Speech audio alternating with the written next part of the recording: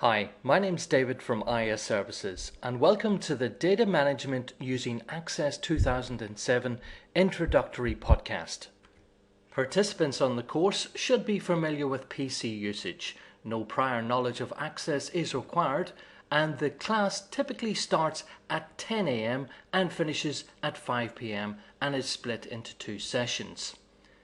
The first session introduces the main elements which make up a relational database.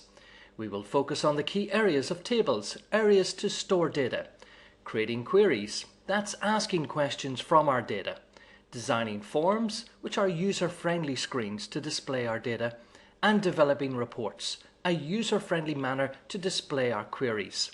Participants will be brought through the steps involved in designing each of these elements. Before developing with Access, it's necessary to define and analyze on paper the information you wish to store and report within your database.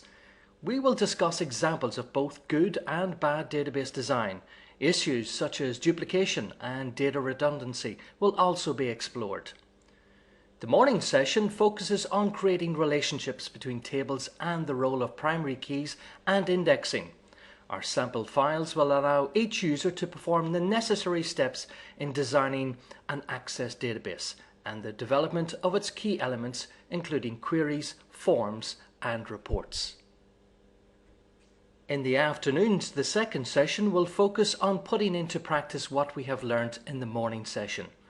Firstly, designing on paper a database with multiple tables, building the relationships between these tables, the creation of primary keys and indexes, and also the setting up of queries, forms, and reports.